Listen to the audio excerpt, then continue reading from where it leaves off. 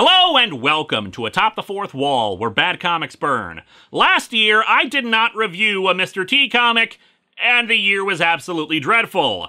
I don't assume that the lack of Mr. T in your lives is what caused 2016 to be so terrible, but hey, better play it safe and do one this year. For those who didn't see the last A-Team review, shame on you for not doing so, here's the gist. A team of Special Forces soldiers were ordered to rob the Bank of Hanoi to help end the war, but their commanding officer and the evidence that they were under orders were lost. Thus, they were arrested for a crime they didn't commit. After escaping, they decided to use their skills to help the helpless.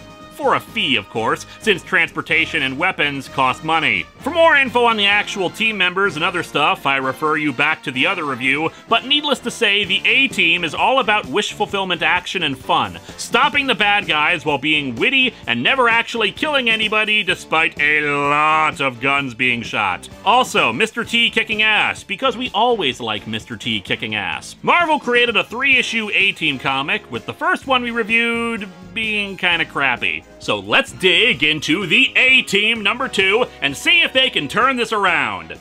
At the very least, more Mr. T fun.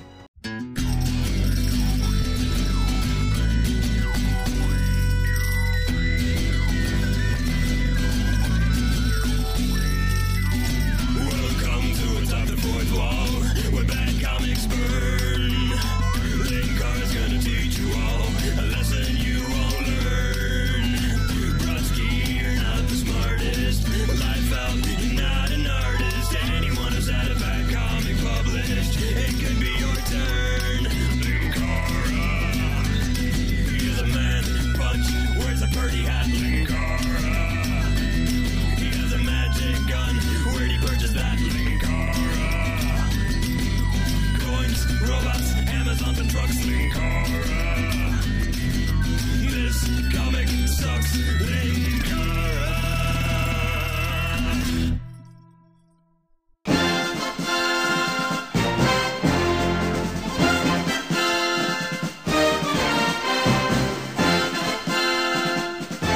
The cover is okay, although the top quarter of the page is filled up with the logo and a crap ton of text. The actual meat of the cover features Mr. T battling a sumo wrestler. It even has text proclaiming, "BA battles the sumo," although given the weird jagged edges of the text, I suspect someone accidentally took a big bite out of that O thinking it was a bagel or something. And despite the caption talking about the fight between BA and the sumo, nobody seems to care that Hannibal is being held back by another one. Also, other presumably Japanese people in robes. I love how Face on the side here is reaching out his arm, like he's saying, "Tag me in, BA, tag me in!" They're all here, and therefore it's kinda cramped. The Face, Howling Mad Murdoch, B.A. Baracus, Amy Allen, Hannibal Smith, and the action never stops. For the love of God, can someone stop the action? It never ends, and we're all getting really tired. We open in San Francisco, where the A-Team van is driving through a rainstorm. In 1972, a crack commando unit was sent to prison by a military court for a crime they didn't commit. Although in prison, you want to claim you did it to make sure the other inmates don't mess with you. It's an intimidation thing.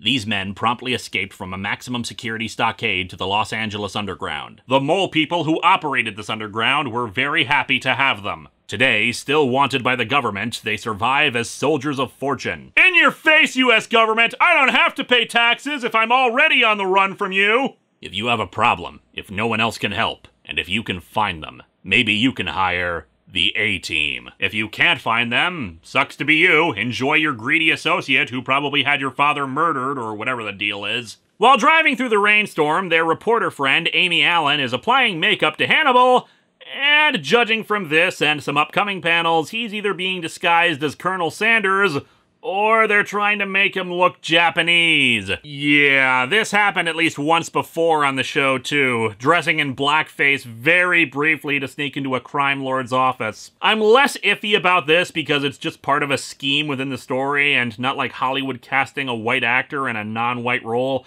but it's still pretty wince-inducing that this is a thing. Anyway, a dog runs in front of the van, forcing BA to run the car off the road to avoid hitting it. Everyone is okay despite them hitting a tree. Naturally, with them hitting a tree, they now have a flat tire. Tire's flat! That's what we get for letting BA drive. He makes the laws of physics change so that a tire gets punctured instead of the front of the van. BA and Murdoch work to replace the tire. Smells like 1982, a very good year. Oh, Murdoch, I never tire of your jokes. Stop making stupid jokes! This van ain't getting no lighter! Ah, come on, BA, don't let him inflate your temper. They managed to get to their destination on schedule, a Japanese restaurant called Pangs, which I'm sure is supposed to mean pangs of hunger, but worryingly makes me think the food will put you in pain. Hannibal walks in with his disguise. Hold it! Stop! That fish isn't cooked! Quiet, old man! We haven't the time for such foolishness! Seriously, take that crap off your face or we'll go Godzilla on your ass! Do you have time to talk to the A-team, Mr. Kuramoto? I had heard you were a master of disguise, Mr. Smith, but I must admit that you caught me off guard. I couldn't actually believe you would pull a stunt like this. I'm quite tempted to force-feed you rice until your stomach explodes. Allow me to introduce my brothers, Bruce and Kosei. Calling it now, one or both of them is the villain. You don't just introduce minor characters in an A-team story this early and so casually. I'm watching you two. So, why did they need the A-team? As you know, my brothers and I created and own the vast Kuramoto video games empire. We are predicting great things for our next console, the Kuramoto Shift. Look, I'll be honest, it's really just a Famiclone. They devoted so much time to building their video game company that they neglected their father, so they decided to take some time and go on vacation with him to the Grand Canyon. Unfortunately, while on the trip, a group of hooded figures in purple kidnapped him. As these photos taken by a fellow tourist show, we were helpless, unable to act. We stood by in terror. But he was abducted by ninjas! Ninjas! Call the cops! Also, I noticed that this fellow tourist got multiple shots of this instead of, helping. Hell, I doubt they even got any useful details in the photos. Did no one get a license plate? They'd asked the person who took the photos more questions, but that person ended up dying while recording a found footage movie. The kidnapper demanded $10 million in ransom, which they paid, but he hasn't been returned. We've exhausted every other means of getting him back. That's why we came to you. As we're gonna see in a minute, the group who kidnapped him is actually fairly well known. Even their headquarters is public knowledge, so I'm shocked that, the FBI was unable to figure this out. Anyway, Hannibal agrees to it for $1 million. Pretty steep, but I'm guessing they can probably afford it. Meanwhile, a photographer gets a shot of Hannibal bowing to the three. Since this was printed by Marvel, and with their tendency to incorporate licensed stuff into their main universe, I'm guessing that was Peter Parker.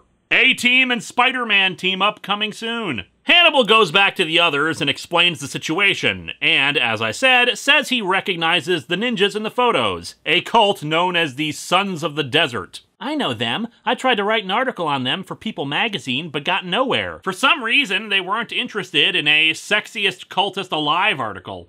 Hannibal's plan is to follow up on that, have Amy and Face pose as a magazine writer and photographer doing an article about cults. Pose? I am a reporter! Not this time. Face will be the writer. They might remember you, and we can't risk blowing our cover. Then why would she be going along in the first place? BA and I will gain access to their desert compound posing as telephone repairmen. Sorry, but they won't fall for that trick again after Jack Burton and Wang Chi did the same thing to them recently. Murdoch will then come in with a helicopter on their signal to come rescue the father. One problem, I ain't flying in no helicopter. Easy, BA, you and me can drive out of there. Oh, well, good then. In a flying car. What was that, sucker? A day later, Face and Amy are driving towards the compound after having briefly gotten lost. The headquarters is pretty impressive, with 2 giant purple dragon statues, which must mean this place is run by those guys from Teenage Mutant Ninja Turtles, and a massive Japanese temple. 2 hours later, Amy, Amanda Allen, and Templeton Peck behold an awesome sight. My God! They've added Gen 2 to Pokemon Go! It's as if they traveled through a time warp and materialized in Japan centuries ago.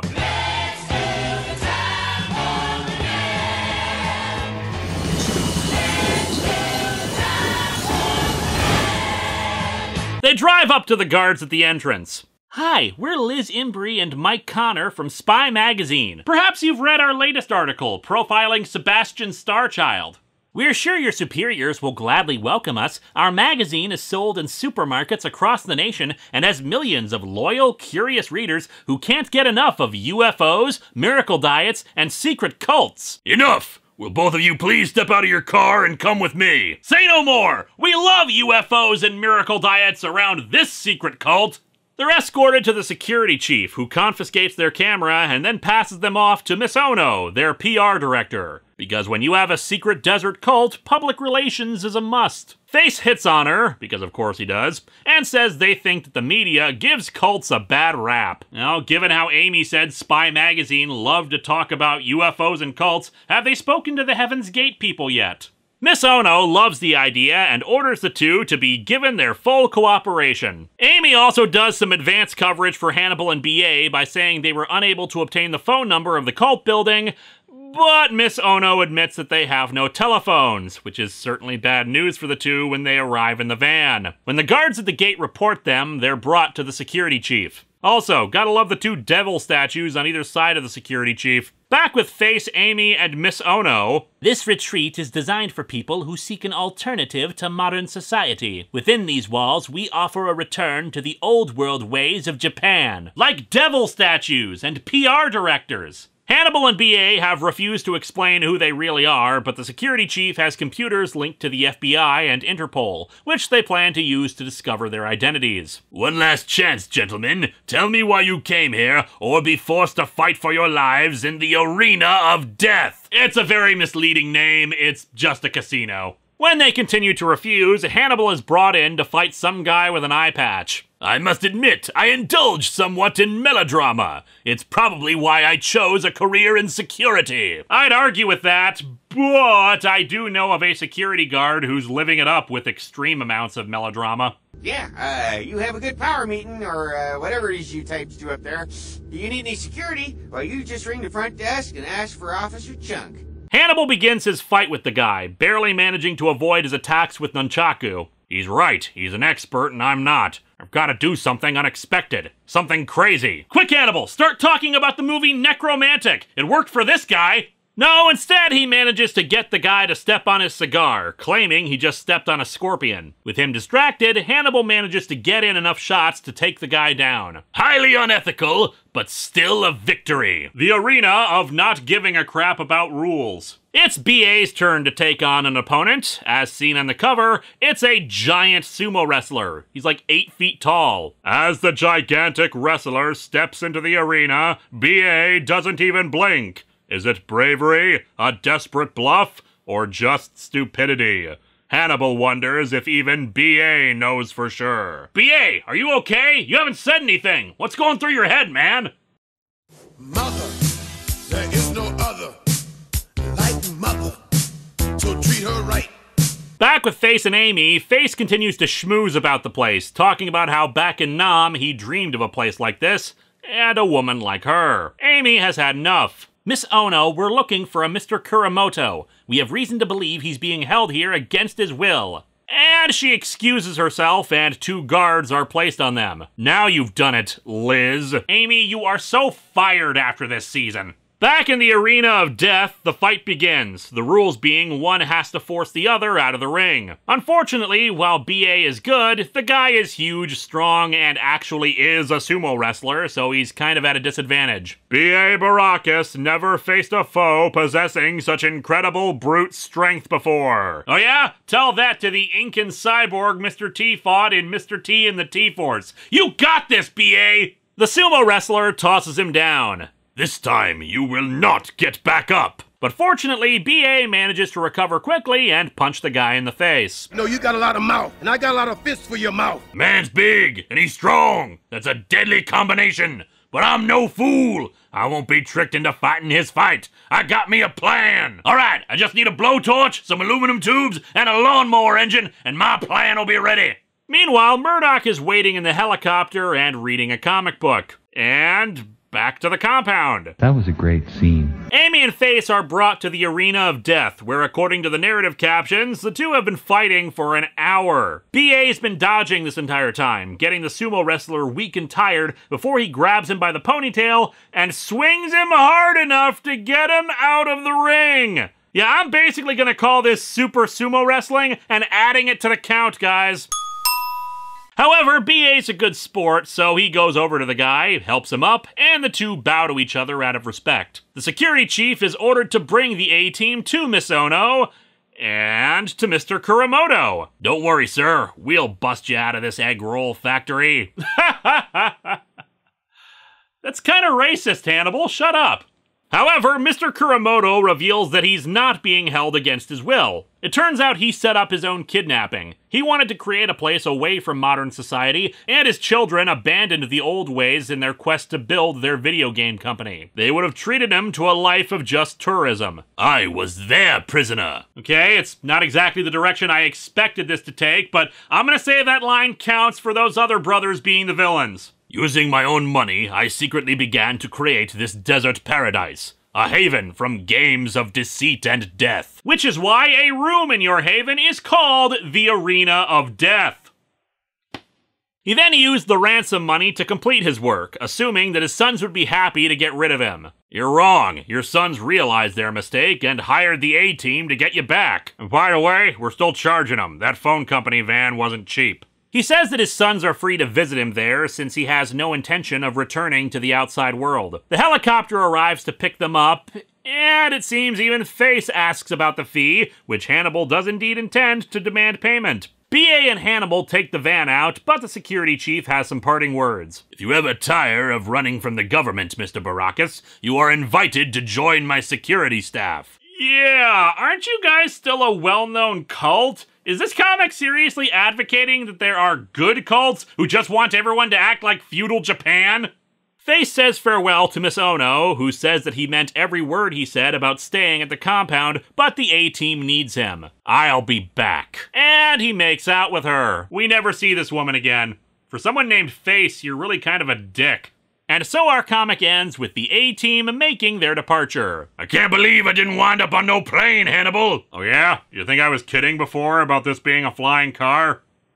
This comic sucks, but not too badly. Like the first A-Team comic, it feels a little off. It doesn't really follow the A-Team formula, which is not necessarily a bad thing, but both times now have been about big family misunderstandings that lead to somewhat illegal activities. And both contain massive amounts of coincidences and plot holes. The A-Team seems perfectly happy with this guy and his cult, despite the fact that their lives were threatened, and this guy extorted $10 million from his own children for his own stupid compound. Let's not even get into the Japanese stereotypes in this. One could forgive the cultists operating in a simpler way of life crap, since they were deliberately trying to call back to feudal Japan. But then you have the three brothers acting as surrogates for Nintendo, and rich businessmen, and the security staff is very proud of their computers, aka the Japanese as electronic moguls. A bit of a stretch, I admit, but even Kuramoto was saying he didn't like the security chief's dreadful computers. Then of course, Miss Ono, who I only realized while I was doing this review, was probably a callback to Yoko Ono. Let's not forget Hannibal's makeup job, which seems completely friggin' unnecessary for just walking into a place to talk to his clients. Away from that chain of thought, there's Amy just blowing their cover for no good reason, Murdoch not contributing to the plot in any way, Face falling in love with this woman after 5 minutes. Well, okay, he romanced women plenty on this show, but he never really said, oh yeah, I'll totally come back to you. Like the last time, there's no reason the cops couldn't be brought in on this. And like last time, Hannibal's still going to charge money over this whole thing, despite these people clearly having some big relationship issues with each other that are completely ignored. Still, the humor is vintage A-Team, and everyone fills their roles in the plot that's standard for the A-Team. It's just whatever plan the writers had for this did not come together. Next time, another Patreon-sponsored episode with the animated movie that probably best brought Batman and Superman together.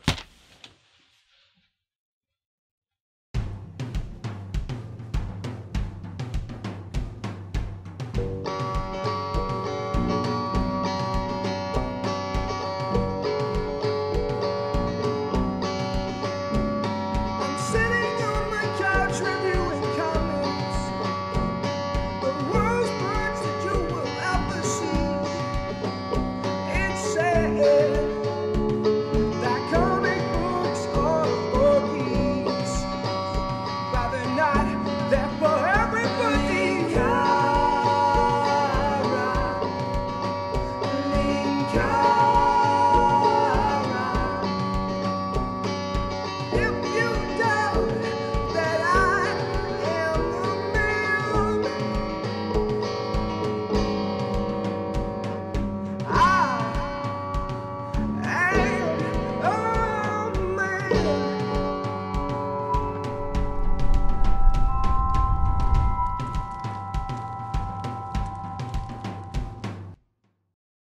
Having talent is just the beginning. It takes education, dedication, and determination to be a success.